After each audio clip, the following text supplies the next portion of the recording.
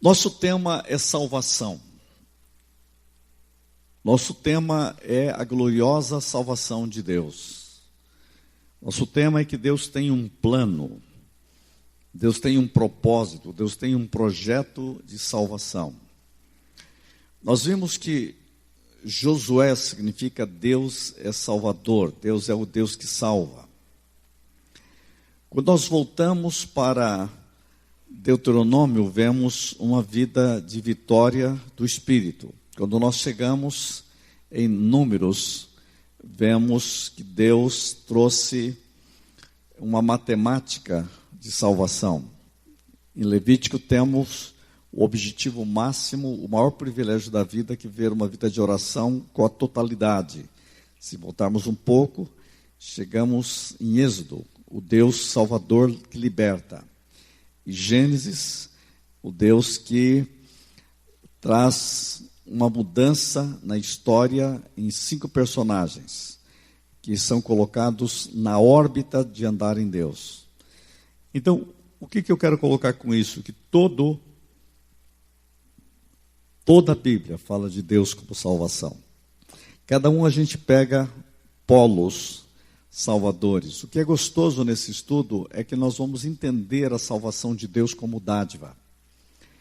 A salvação de Deus como um privilégio maravilhoso para viver.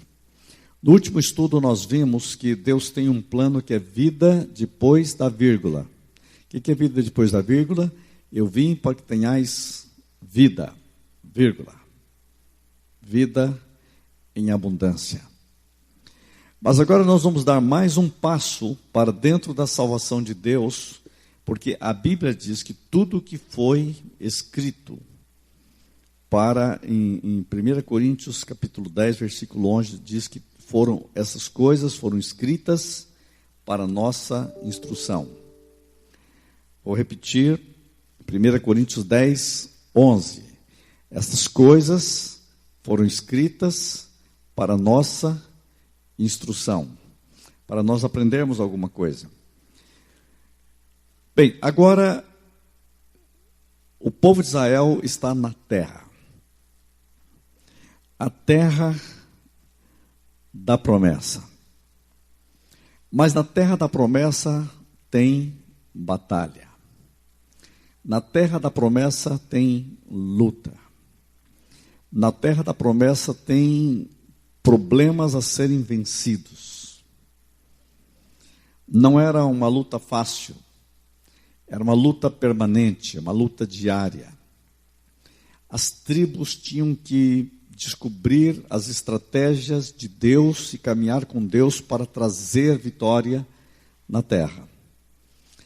Isso é um símbolo muito grande da vida cristã, da salvação. Tem muita gente que acha que está salvo e a salvação terminou. Tem gente que acha assim, Cristo morreu por mim, eu estou salvo por Ele, o Espírito Santo tocou a minha vida, eu tenho certeza que Cristo vai me levar ao céu, mas esquece que tem lutas permanentes, lutas diárias. Juízes é para mostrar estas lutas diárias. Gente, eu vou chamar esse tempo no livro de Juízes, agora nós estamos em Juízes. Juízes é o seguinte, Juízes, eu vou colocar um tema, salvação misturada. Por quê?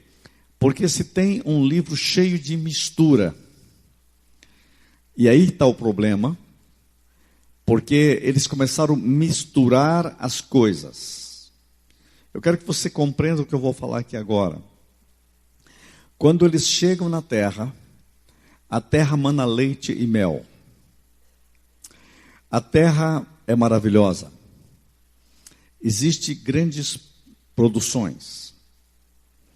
As pessoas plantam e nascem. Você imagina a mente do povo de Israel é uma mente de deserto. Porque quem entra na terra não tem a mente do Egito. O Egito, quem nasceu no Egito morreu no deserto.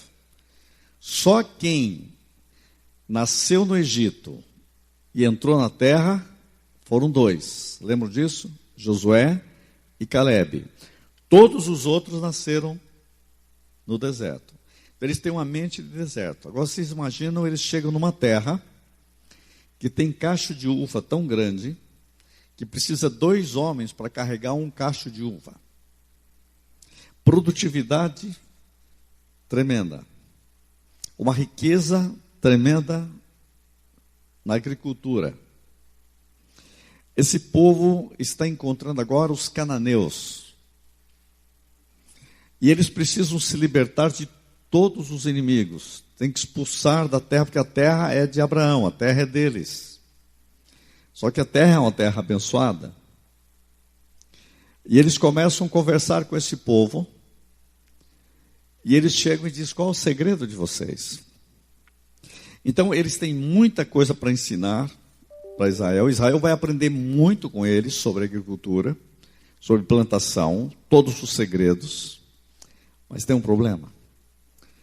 Eles têm deuses. Eles adoram um deus chamado Baal. Eles têm uma deusa chamada Astarote. E eles dizem: o nosso segredo é que nós temos o Deus da fertilidade. A planta nasce porque nós adoramos Baal, porque adoramos Astarote. Isso começa a formigar no ouvido do povo de Israel. Israel começa a entrar na idolatria. E eles começam a ser influenciados pelo sucesso dos cananeus. Eu quero que você entenda qual é a mensagem que temos para nós aí. Qual a mensagem que está envolvida aí? A mensagem cananeia buzinando sucesso econômico, sucesso profissional, sucesso no mundo. Por que eles prosperam? Tem uma palavra lá em Salmos que diz assim: por que os ricos prosperam? Essa semana uma pessoa diz: eu estou meio chateado, parece que eu luto, estou levando a vida a sério e não avanço, e os ímpios prosperam. O salmista também preocupou com isso. Essa era uma preocupação com Israel. Por que os ímpios prosperam mais rápido? Quando ele está perguntando por quê, vem uma resposta: porque nós adoramos Baal, porque nós adoramos Astarote. E é interessante que Baal é o deus da sexualidade masculina, Astarote, o deus da sexualidade feminina.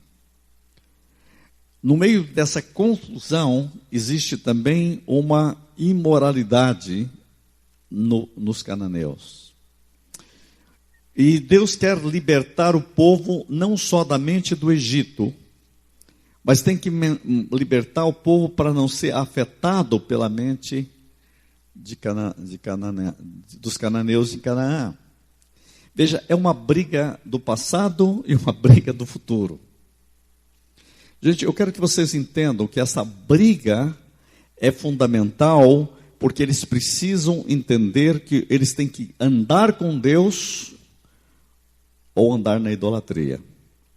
Andar com Deus ou andar na estrutura do pensamento, do pecado, dos ímpios, idólatras que moram em Cananeia. Eles adoram deuses falsos. Gente, a luta de Israel é muito grande, porque os profetas depois entram pesado, vocês vão ver, aí você começa a entender todo o Velho Testamento, o Antigo Testamento. Por quê?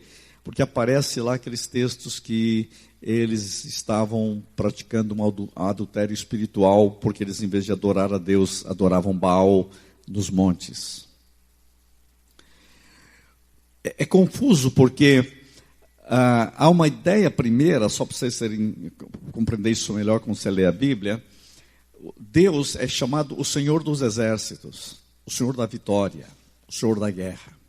Por isso os inimigos têm medo de Israel. Só que na cabeça deles, parece que tem um Deus para cada coisa. Então Deus de Israel, Yahvé, é o Deus da guerra. Mas Baal é o Deus da prosperidade. É o Deus que faz nascer a planta. Veja a confusão aí. Eles têm que ser ensinados, Por isso que você vai ver depois os profetas falarem que Deus é o Senhor da terra, o Senhor do universo. Os profetas vêm pesado pregando que você tem que crer em Deus. Deus é que faz prosperar a terra. Bem, mas até mudar a cabeça não é fácil. Isso para mim e para você significa o seguinte: você tem que tomar muito cuidado na terra da promessa para você não ter a cabeça dos cananeus. Porque os cananeus continuam aí. E Paulo escreveu: transformai-vos pela renovação da vossa mente. Preste atenção nisso. Todas as vezes que Israel falhava nisso, Israel entrava em cativeiro. E aí veja que os cativeiros aqui não era prova, era punição mesmo. Israel foi vivendo em Juízes, vida de cativeiro. E quando ele estava em cativeiro, Deus trazia juízes para libertá-los. Deus sempre trazia libertação, trazia prova, né? Não é bem prova, trazia realmente uma prisão ali para eles. Vocês vão ficar debaixo dos exatores. Aí Deus trazia a libertação, sempre isso. Então foi uma guerra permanente, Juízes. O que me interessa muito quando eu olho Juízes é ver o último versículo de Juízes. Eu quero que você abra sua Bíblia no último versículo. Aqui está pontualmente algo interessantíssimo aqui. No último versículo do capítulo 21, versículo 25, diz assim, aqui está o resumo, praticamente o resumo de todo o livro de Levítico em termos de salvação. Naqueles dias não havia rei em Israel, cada um fazia o que achava mais reto. Aqui está dizendo o seguinte: naqueles dias não havia rei, cada um fazia o que dava na telha, né? Cada um fazia o que queria. Qual a mensagem aqui para a salvação? O livro de Juízes é um perigo para você viver na terra da salvação sem o reinado de Cristo. Para mostrar para mim e para você que salvação não é apenas dizer eu encontrei Jesus, Ele é meu Salvador, mas é Ele reinar soberano na sua vida.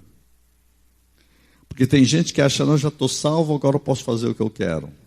Não, ser salvo não é fazer o que você quer, é fazer o que o rei quer. É trazer o reino de Deus sobre a sua vida. Salvação é um modo de viver com Cristo.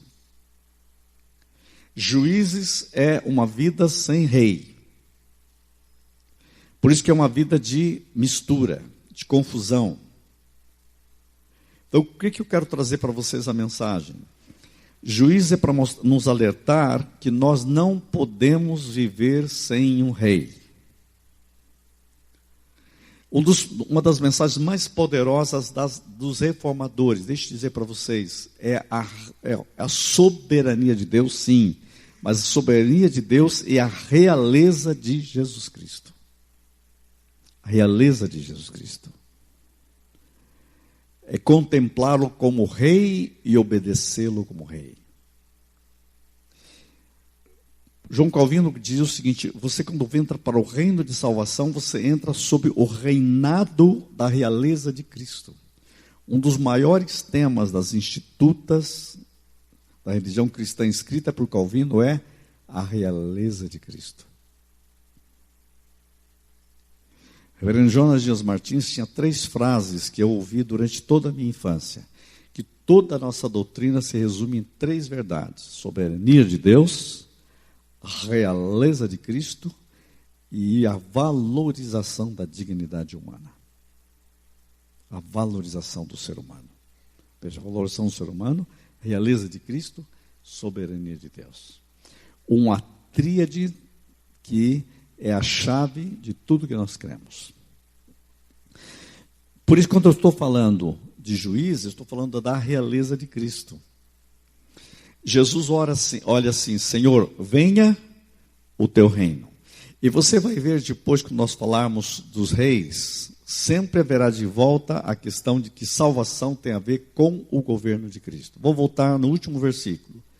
Naqueles dias não havia rei em Israel, e cada um fazia o que achava mais certo. Então, esses são dias de mistura. Esses são os dias de confusão. Vamos voltar em Juízes, no versículo 1. Depois da morte de Josué, veja, Josué morreu já aqui. A confusão começa porque agora eles não têm um líder que traz toda a mensagem de volta. É uma outra geração. É a geração seguinte. Josué passou, né? E aqui aparece a morte de Josué, aparece o desaparecimento deles. Lembra de Josué e Caleb? Eram idosos demais, né? Chega uma hora que não tem mais jeito. Depois da morte de Josué, os filhos de Israel consultaram o Senhor, dizendo: quem dentre nós primeiro subirá aos cananeus para pelejar contra eles? Respondeu o Senhor: Judá subirá. Quero chamar a atenção para essa frase, Judá subirá. Deus começa a trazer um governo aqui. Interessante que a tribo de Judá é a tribo dos reis. É a tribo que tem autoridade de governo. Começa onde isso? Começa lá em Jacó. Jacó diz que o cetro estará nas mãos de Judá. Judá. Você vai lá no Apocalipse, quando fala de Jesus, ele é o leão da tribo de Judá. Raiz da geração de Davi, que também é da tribo de Judá. Tem raiz, leão da tribo de Judá. Judá, filho de Jacó, filho de Lia. Lia, como me impressiona essa mulher, sabe? Impressionante. Lia, que teve 3 filhos. Nos 3 filhos ela coloca o nome procurando atrair o marido para ela. Quando nasce Judá, ela diz: desta vez eu vou adorar a Deus. O nome dele será Judá. E ela tem um filho para Deus, não para ela. Não para ser um instrumento para centrar nela. Um filho que ela centra em Deus. Ela descobre o princípio maravilhoso que é viver para Deus. Filhos para Deus. Judá é esse princípio. Aí quando vem a bênção sobre Judá, você é que vai reinar. Há uma autoridade sobre você. A confusão na terra, Josué morreu, o povo está confuso, vamos voltar para Deus. Deus, quem é que vai nos levar? Qual tribo que tem que ir para ganhar a vitória lá? Deus diz: Judá subirá. Que coisa impressionante isso. Judá tem um princípio aqui. Só para vocês verem o que aconteceu. Eis que nas tuas mãos entreguei a terra. Disse, pois, Judá a Simeão, seu irmão: sobe comigo a herança que me caiu por sorte, e pelejemos contra os cananeus. E também eu subirei contigo a tua que te caiu por sorte. E Simeão partiu com ele. Subiu Judá, e o Senhor lhe entregou nas mãos os cananeus e os fariseus, e feriram deles em Bezeque 10.000 homens. Aqui começa uma guerra muito interessante. Judá diz: eu vou, mas eu não quero ir sozinho, vamos juntos. E chama Simeão. E na hora que for a tua batalha, nós vamos junto com você. Que princípio está aqui para a fé cristã? A fé cristã, para mim, tem uma grande mensagem. Nós temos que aprender a viver em comunhão.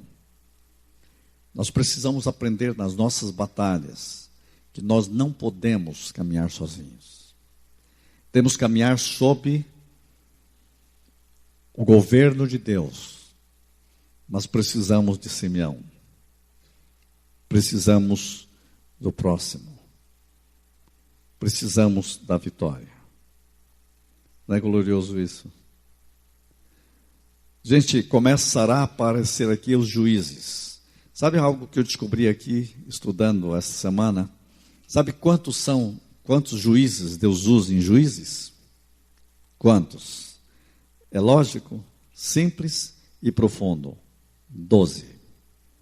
12 juízes. Dá para fazer 12 cestos cheios com os juízes, viu? Já pode avisar a tua mãe.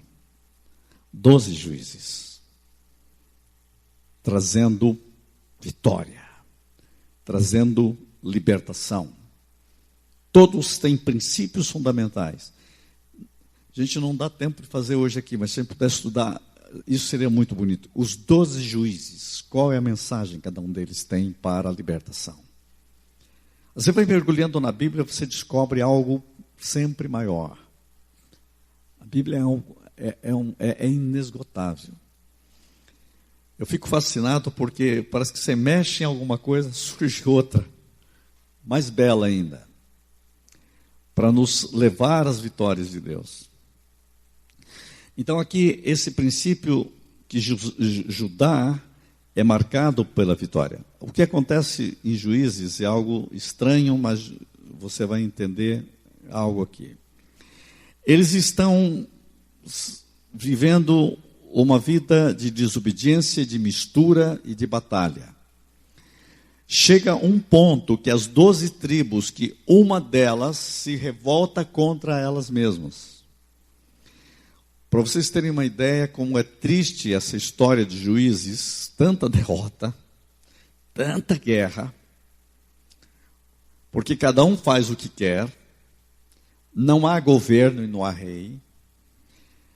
Isso para mostrar para nós que a pior coisa que pode acontecer numa igreja é quando cada um faz o que quer. Não há ali o princípio de Judá, da bênção, da ordem, da autoridade do governo de Deus. Cada um faz o que quer. Quer dizer, há uma morte do princípio de autoridade. E Deus vai restabelecer esse princípio de autoridade. De Ruth em diante, Deus está trazendo de volta o princípio de autoridade sobre Israel. Para mostrar que nós não podemos viver nessa base, cada um por si, Deus por todos. Isso não faz parte do reino de Deus. Tanto que quando Judá assume, ele já chama Simeão. Nós precisamos estar unidos. Chama o governo da comunhão e da unidade para trazer vitória.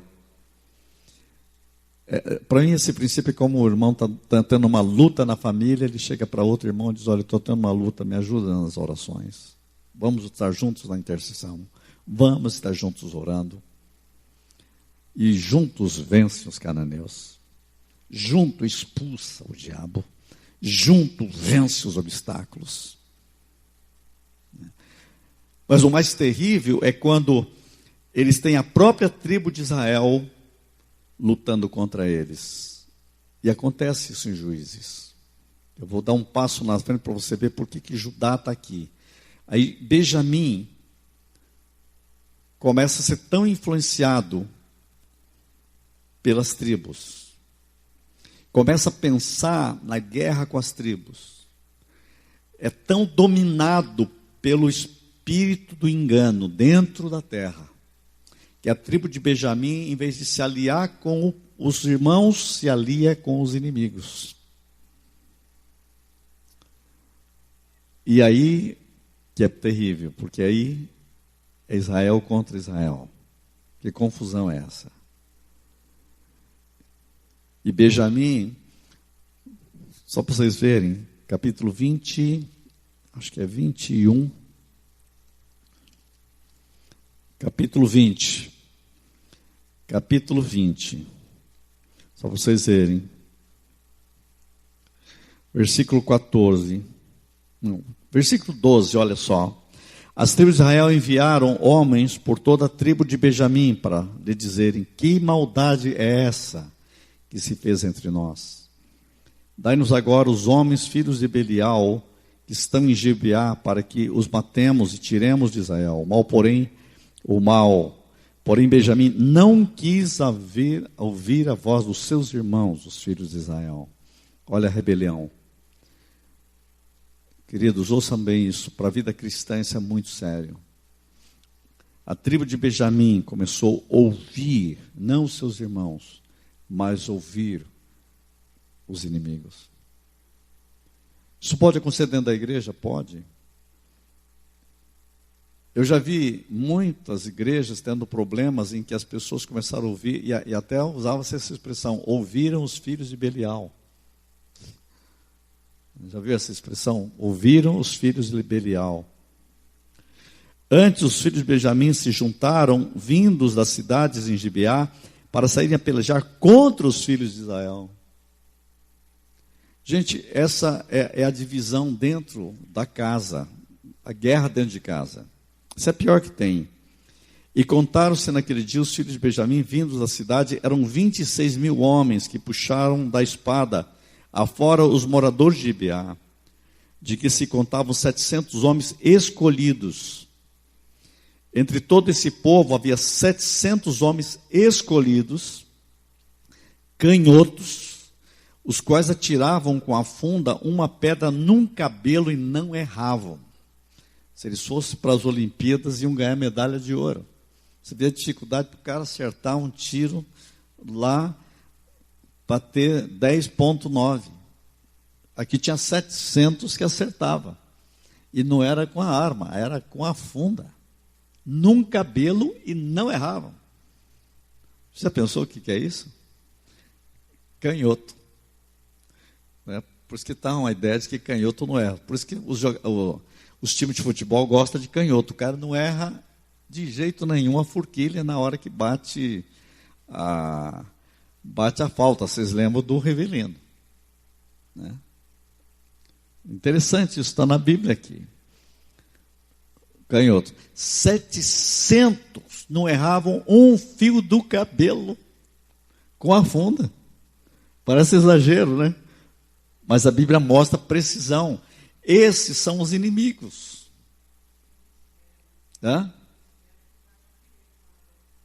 É perigoso. É o mais perigoso, né? Os times têm um medo de canhoto que vocês não imaginam. Engana mais fácil, né?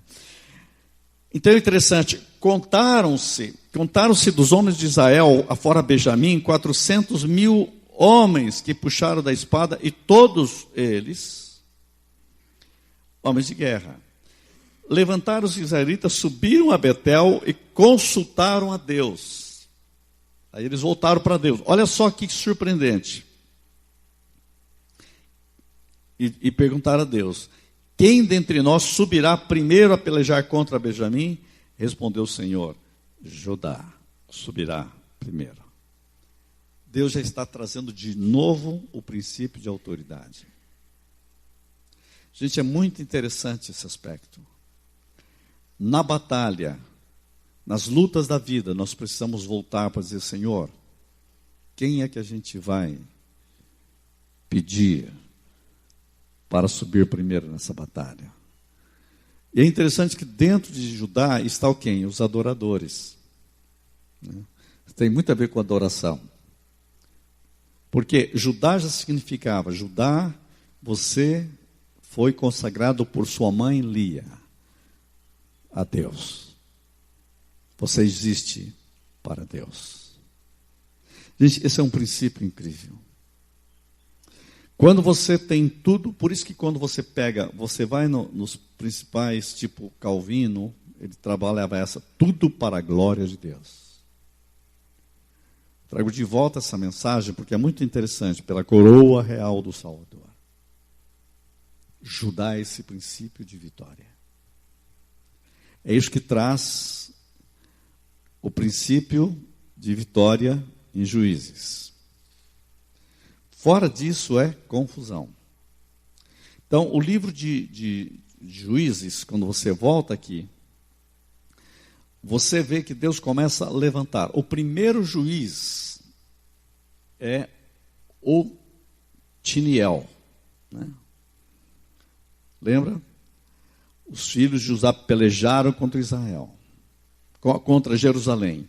E os filhos de Judá, que são de Israel, lutaram em Jerusalém. Tomando-a, passaram-na.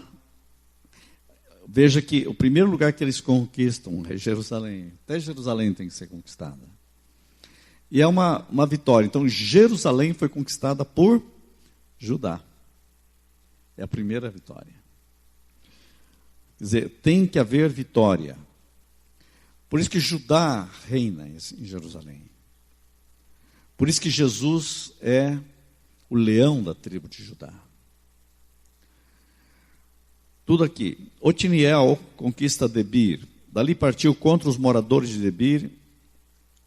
E era dantes o nome de Debir, Kiriat Sefer. Disse Caleb, aqui ainda tem Caleb, a quem derrotar Kiriat Sefer, e a tomar darei minha filha Axa por mulher.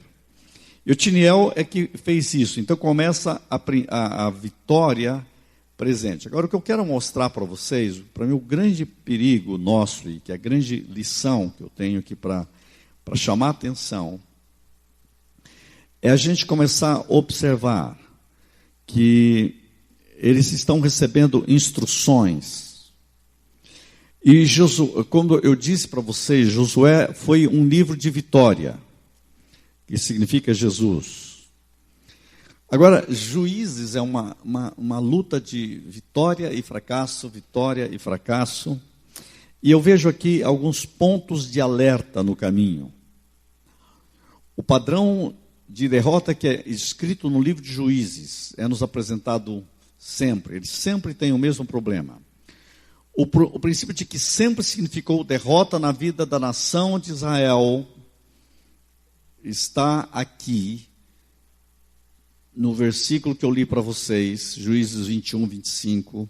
Não havia rei no Israel e cada um fazia o que queria. Então, qual é o princípio de derrota de um crente? Fazer o que você quer, em vez de fazer o que Deus quer. Então, você quer vitória? Alinhe a sua vida cada vez mais com a vitória de Deus. Note que cada um fazia o que estava errado em seus próprios olhos. Elas procuravam fazer errado. Muitas vezes as pessoas querem fazer o certo, mas fazem o errado. Então, o perigo nesse livro de Juízes é que eles estavam vivendo uma vida atrapalhada. São os trapalhões.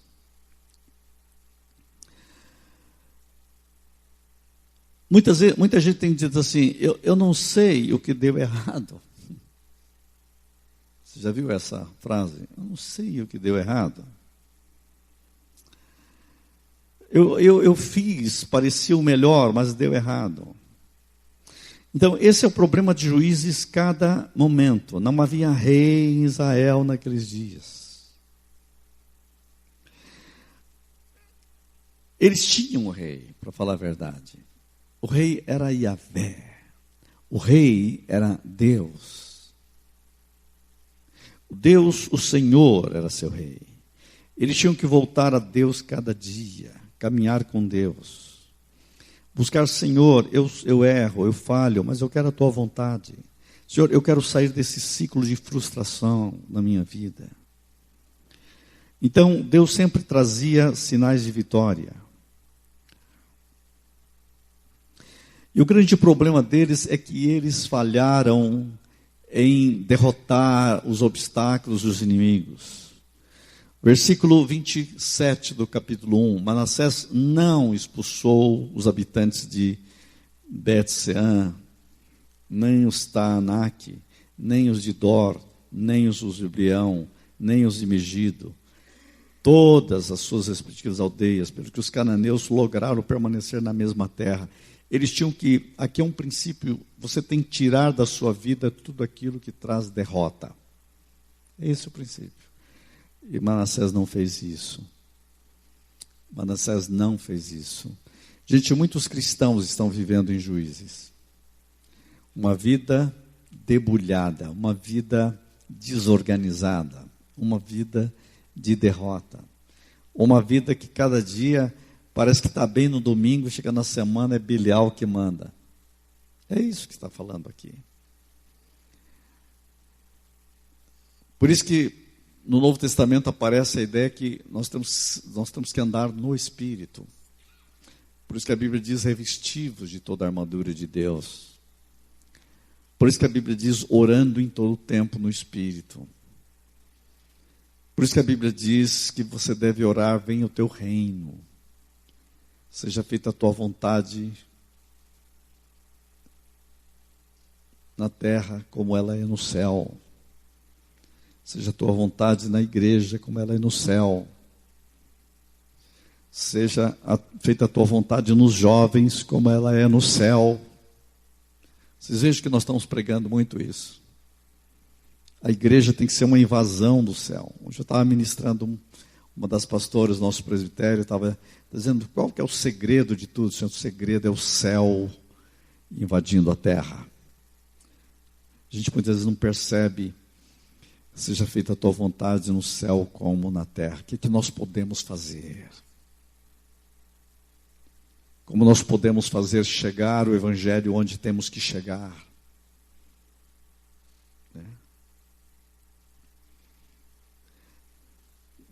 Muitas vezes a gente é meio pessimista. Eu quero ser muito otimista com vocês, porque Deus tem feito coisas gloriosas. Ontem eu estava na reunião do presbitério, chega um jovem da nossa igreja, o Lucas, e estuda junto com a Bruna no colégio. Nós começamos um estudo na hora do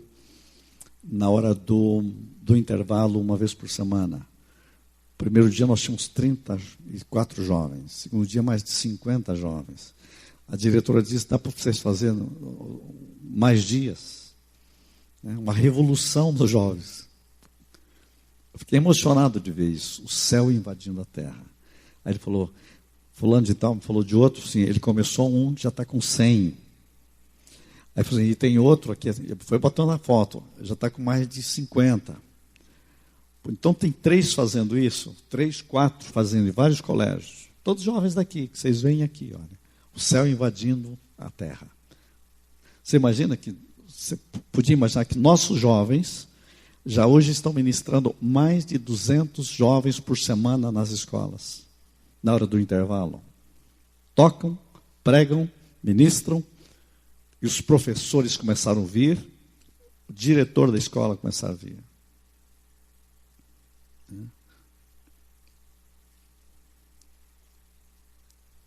Um pai chegou para mim e disse, eu estava muito preocupado com meu filho, toda hora no celular.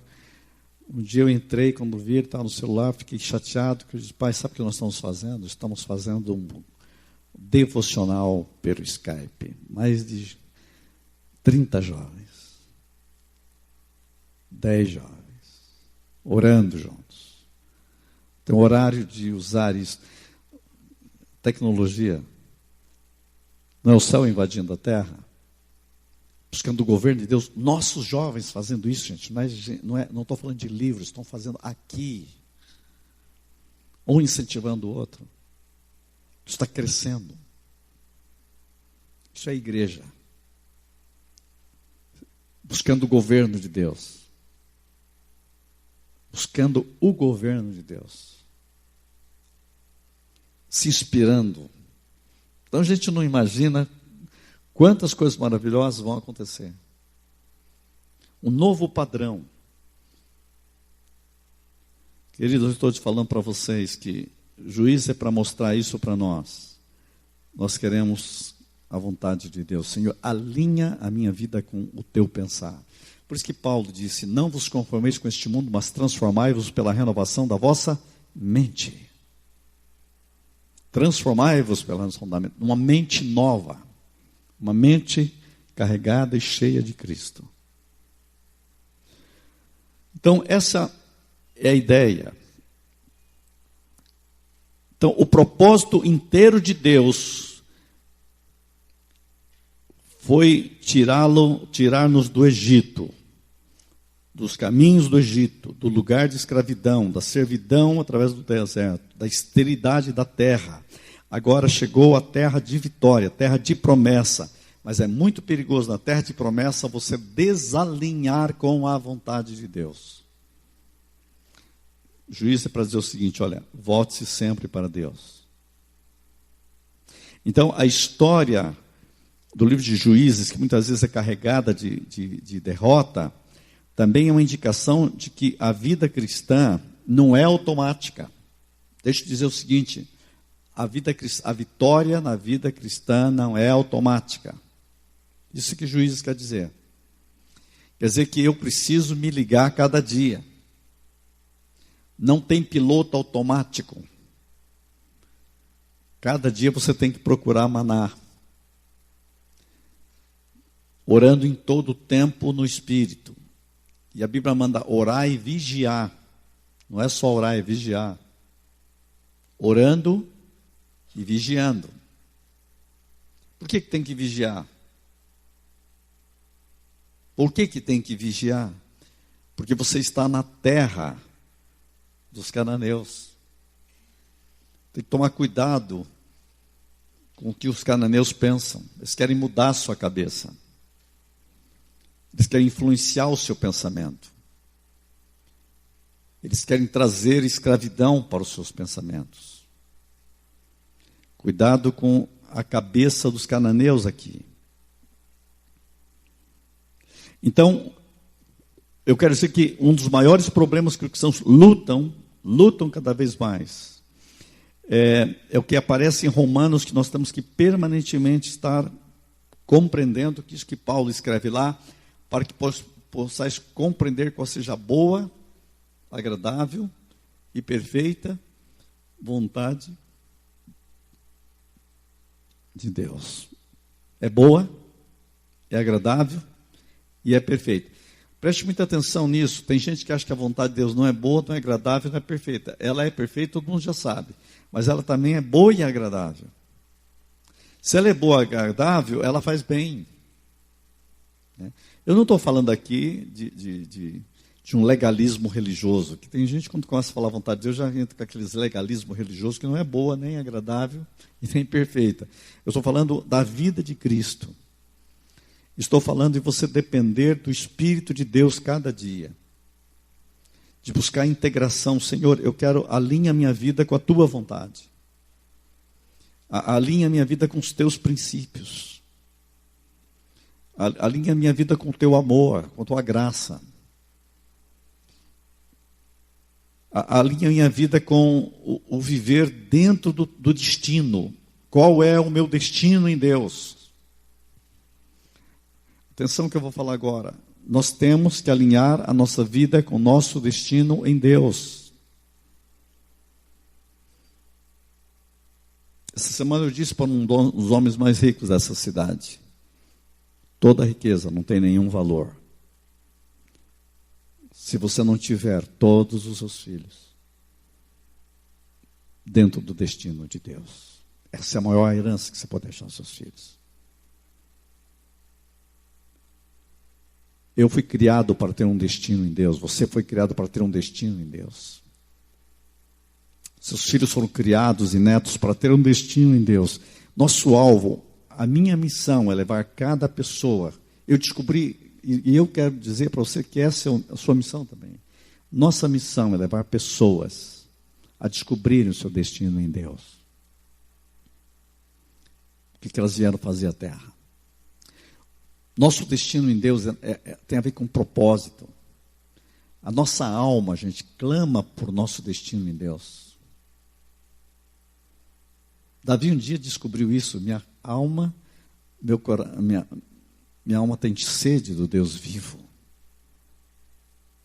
Sede. Minha alma clama por Deus. Esse é meu destino. Não importa que eu seja rei, não importa que eu seja rico, o meu destino é que minha alma clama por Deus. E quando você desalinha, a sua alma não quer nem ficar na terra, quer ir embora logo. Está fazendo o que aqui? Perdendo tempo? Está te dando tempo para viver em Deus. E se você se harmoniza com Deus, Ele vai deixar você aqui para servi-lo, para outros serem chamados para o mesmo destino. Então, leve seus filhos a isso. Leve seus netos a isso. Então, para mim, o grande alerta que aparece em Juízes é esse. Qual o nosso destino em Deus? Eu não quero dizer que nós seremos perfeitos, ninguém de vocês é. Erramos, falhamos, mas lá dentro de você, você diz: Senhor, eu quero harmonizar mais contigo, com a tua vontade. Mais com a tua vontade.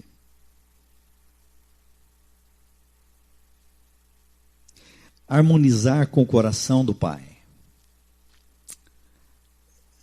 Você lembra da parábola do filho pródigo? Eu sempre pergunto, qual dos dois estava mais perto do Pai? O que estava dentro de casa ou o que estava fora? Interessante, um estava fora geograficamente, mas ele conhecia o coração do Pai. Ele tinha sede de voltar para o Pai. Ele queria o Pai.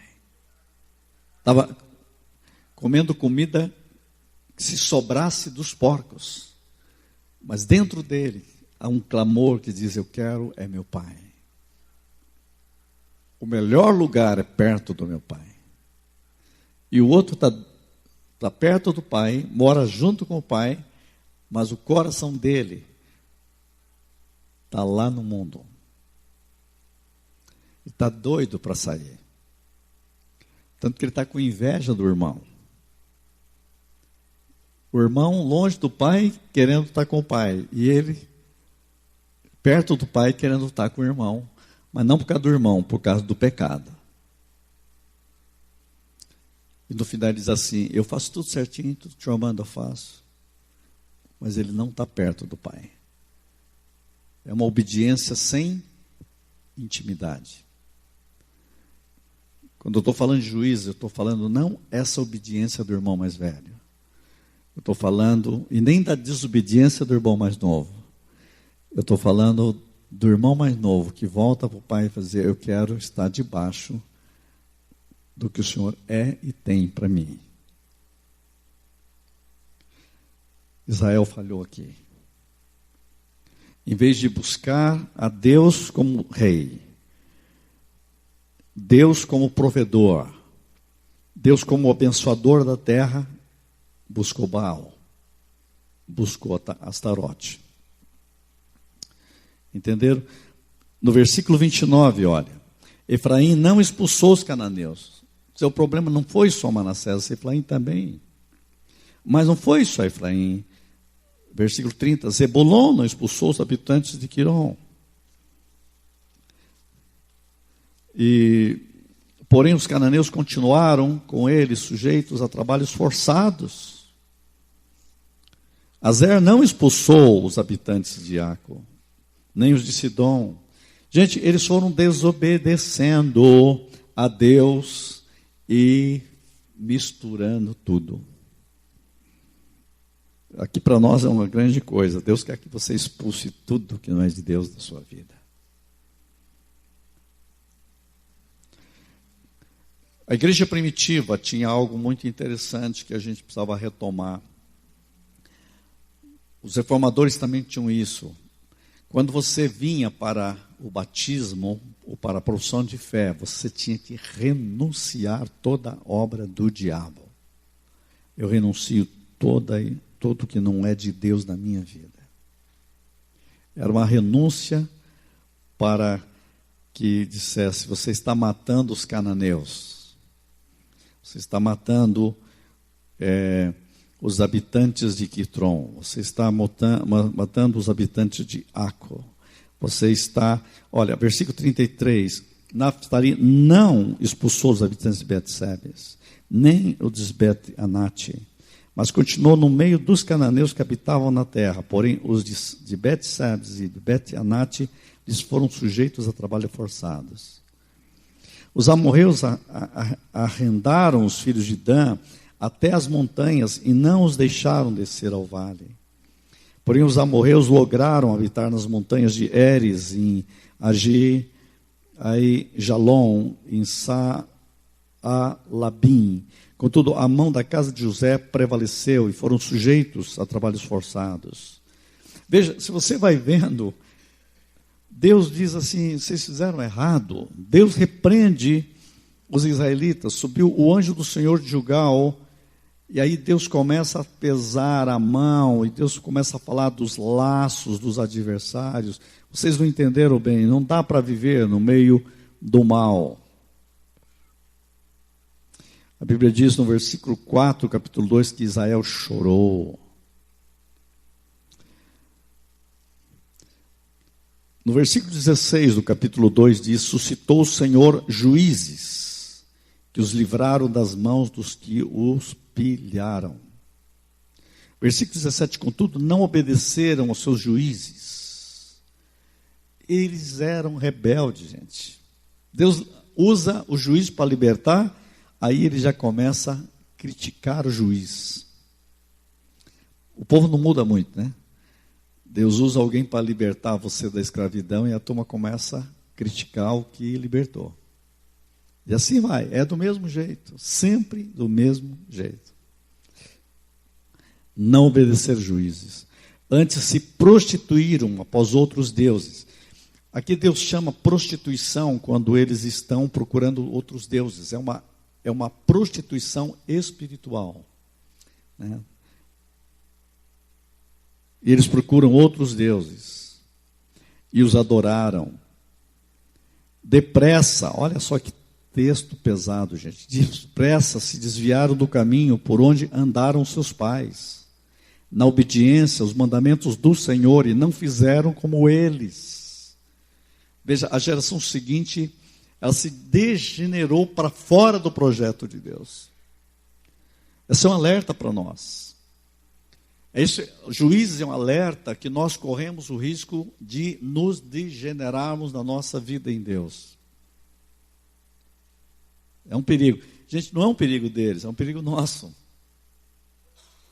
É um perigo que, se você não manter-se firme em Deus, na sua vida de oração, na sua vida de palavra, na sua vida de estudo, vai se degenerando.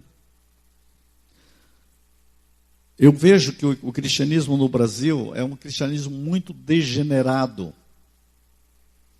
Vocês sabem, quando eu ando por aí, eu falo que nós temos uma classe escola dominical para estudar a Bíblia, e temos um grupo muito bom, todos os domingos as pessoas ficam assustadas. Como vocês conseguiram isso? Porque não tem mais isso. Ninguém mais quer estudar a Bíblia. Ninguém quer vir mais escola dominical. Olha, a gente consegue, e não para. Então, eu quero louvar a Deus pela vida de vocês que querem ainda estudar a Bíblia. Eu sei que de vez em quando vocês ouvem coisas que vocês falam, por todo mundo precisava ouvir isso, né? De vez em quando tem uns presídios que ouvem aqui, puxa, não dá para falar isso à noite? Que está todo mundo. Mas é por quê? Porque vocês veem a grandeza da palavra.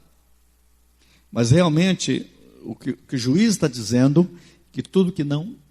Um cientista mundial chamado Edgar Morin diz assim, tudo que não regenera, degenera. Tudo que não regenera, degenera. Tudo. Se você não regenerar as suas emoções, ela degenera. Seu corpo, se você não regenerar, degenera. Fala para qualquer mulher aí ficar um mês sem cuidar do cabelo, sem pentear. Tudo que não regenera, não vai nem um mês. Uma semana sem fazer a barba. Já aparece, imagine 1 mês, 2 meses, tudo que não regenera, degenera. Emoções, a mesma coisa. E a vida espiritual? A sua espiritualidade, se você não regenerar, degenera. Seus relacionamentos, se você não regenerar, degenera. Muitos lares estão apodrecidos, sabe por quê? Porque não regenera. Os relacionamentos humanos, se ele não regenera, degenera. O casamento que não regenera, degenera. A empresa que não regenera, degenera. A igreja que não regenera, degenera. Levítica para mostrar isso. Ou você é regenerado pela vontade de Deus, ou você degenera. Então, aqui você vai vendo isso com muita clareza. E eles não entenderam isso, e Deus suscitou juízes. Versículo 18, quando o Senhor lhe suscitara juízes, o Senhor era com o juiz e os livrava da mão dos seus inimigos todos os dias daquele juiz, todos os dias. Porquanto o Senhor se compadecia deles ante os seus gemidos, por causa dos que os apertavam e os oprimiam. Deus ouve as nossas aflições. Sucedia, porém, que falecendo o juiz, reincidiam e se tornavam piores do que seus pais. Piorava. Bastava morrer o juiz, piorava. Seguindo após outros deuses, servindo-os e adorando-os eles, nada deixavam das suas obras, nem da obstinação dos seus caminhos.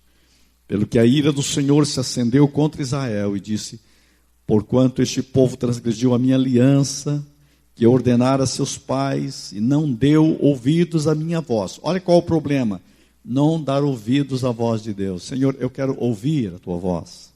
Também eu não expulsarei mais de diante dele nenhuma das nações que Josué deixou antes de morrer. Tá bom, já que vocês não querem, eu vou deixar o problema. Vocês não vão mais se livrar dos problemas. E o problema cresce. E o inimigo cresce. E a doença cresce. E complica. Para por elas, por Israel a prova. Gente, se Deus não mandar a vitória contra os nossos problemas, nós estamos problemáticos mesmo. Se guardará ou não o caminho do Senhor, como seus pais o guardavam. Assim o Senhor deixou ficar aquelas nações e não as expulsou. Logo, nem as entregou na mão de Josué. Deus diz: já que é assim, então deixa. Eu vou parar de lutar com vocês. E aí que você tem que dizer: Senhor, eu tenho errado com Israel, eu tenho falhado. Mas não para de lutar as minhas lutas, Senhor. O Senhor é o Senhor dos exércitos. Só o Senhor pode vencer as batalhas do meu serviço, do meu lar, da minha vida. Senhor, não dá para caminhar sem a tua presença. Você lembra um dia, Deus estava tão bravo com o povo, que Deus chegou para Moisés e disse: olha, é o seguinte, você vai, leva esse povo, eu não vou ficar fora disso.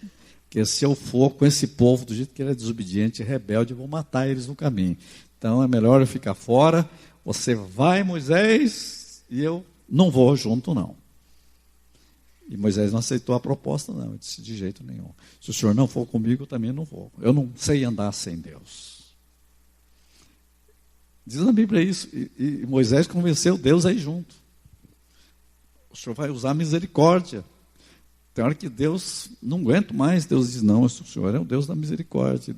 Ele invocava a misericórdia de Deus, o amor de Deus. Eu fico pensando se de vez em quando Deus não olha para a igreja e diz: não aguento mais. Não aguento mais. Olha umas vidas aí, não, fica longe.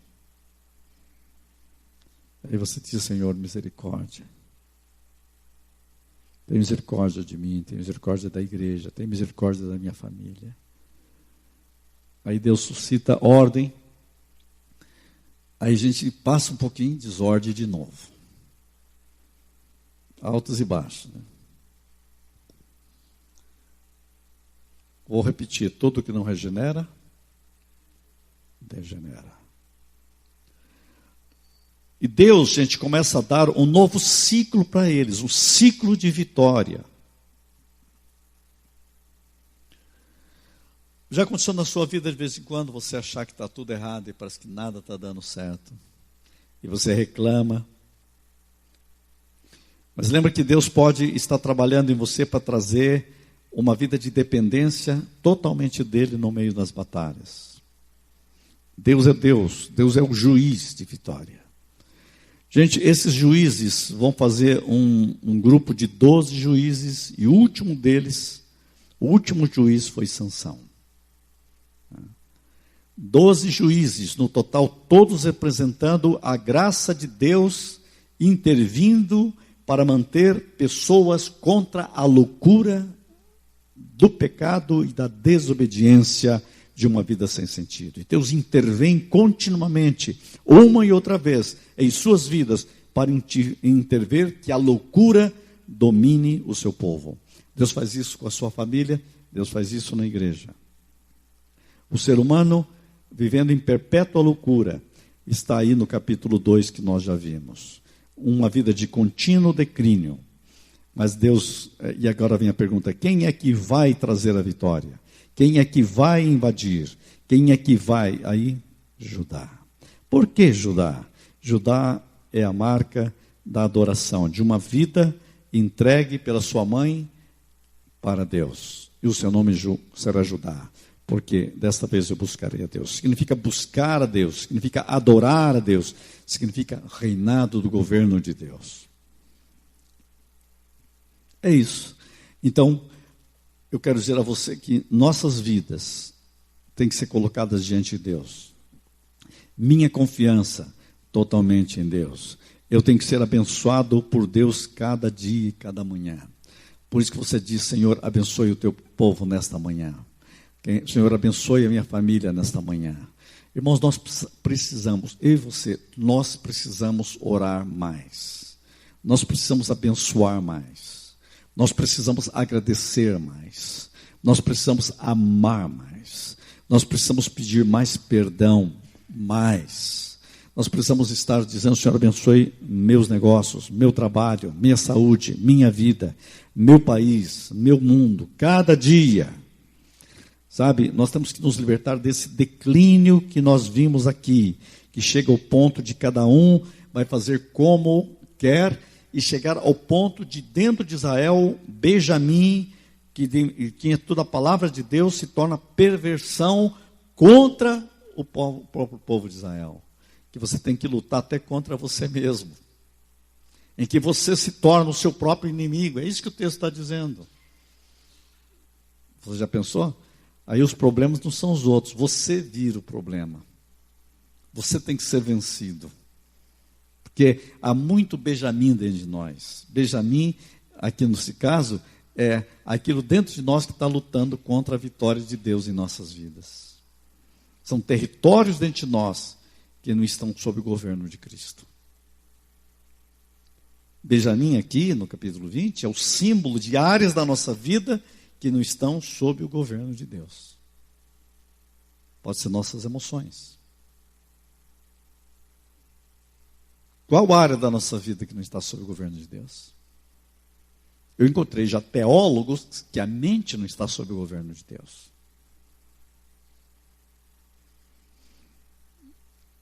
Todos os territórios precisam estar sob o governo de Deus. Porque quando não está sob o governo de Deus, cada um faz o que quer. O mundo, se você perguntar, não, eu tenho o meu próprio conceito de Deus, e ele faz o que ele quer. Ele não tem governo. Entre nós não é assim. Senhor Jesus, Tu és o Rei. Que não haja uma única área na minha vida. Não haja uma única tribo. Imagine as tribos agora, como se fosse você. Cada área alguém governando, né? Mas de repente, não, eu quero o governo de Cristo em todas as áreas. O governo da vontade de Deus. Não vai ter um Benjamim rebelde dentro de mim.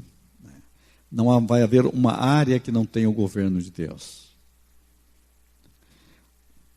Muitas vezes o pecado, aqui quando fala do inimigo, é preciso. Né? É preciso e acerta, e o diabo sabe como vencer dentro de você. Mas você diz, não, Deus dará a vitória. O meu Deus é o Deus do leão da tribo de Judá. Quem é que vai subir para vencer? Judá fará isso. Se Deus perguntasse agora para mim, ou eu perguntasse para Deus, Senhor, quem é que vai trazer a vitória na minha vida? Ele vai dizer, Judá. Não, ele vai dizer, o leão da tribo de Judá. Quem é que vai subir contra todas essas áreas da minha vida? O leão da tribo de Judá. Quem é? Jesus Cristo. Senhor, traga vitória em todas as áreas da minha vida. Todas as áreas da minha vida. Essa é a mensagem de Juízes. Cada um faz o que quer, não quero terminar aqui. Não, eu quero terminar onde? Eu faço o que Deus quer. Eu vou dizer uma coisa que eu aprendi já. Eu já vivi a maior parte da minha vida, mas algo que eu aprendi e vi. Quem não tem o governo de Deus não termina bem.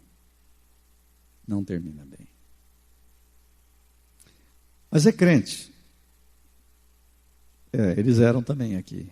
Tinham saído do Egito. Mas sem o governo de Deus, não termina bem. Você precisa terminar bem. Para que o último dia da sua vida, você esteja orando a Deus.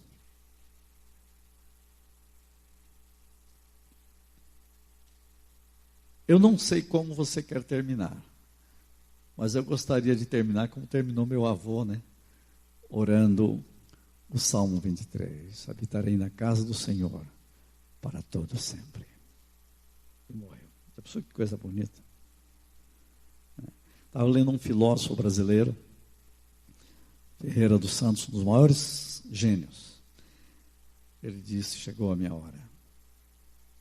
Deitado, ele disse para os filhos, para a família, me coloca de pé. Eu não quero morrer deitado. Colocou ele de pé. E orou o Pai Nosso. E partiu. Falei, que coisa bonita. Vou dizer uma coisa para vocês. Para mim, o livro de Levítico, de Juízes, é um significado para nós. Que nós precisamos do reinado de Cristo. O leão da tribo de Judá nas nossas vidas. É Ele que é a marca da vitória em todas as nossas lutas. Gente, lutas teremos sempre. Sempre. Senhor, traga o teu governo. Traga o teu governo. Traga a tua vitória. Amém? Pai, no nome de Jesus oramos. Obrigado pela fidelidade que o Senhor tem, pela rica graça, pela infinita paciência, pela forma que nós queremos colocar nossas vidas em harmonia contigo, nosso Salvador. Traga de volta todas as vitórias. Nós damos graças por Jesus Cristo, que sempre nos conduz em triunfo. E por meio dele, expressa a fragrância do conhecimento dele em todos os lugares, como um bom perfume. No nome de Jesus, oramos e agradecemos pela vitória. Quem crê diz, amém.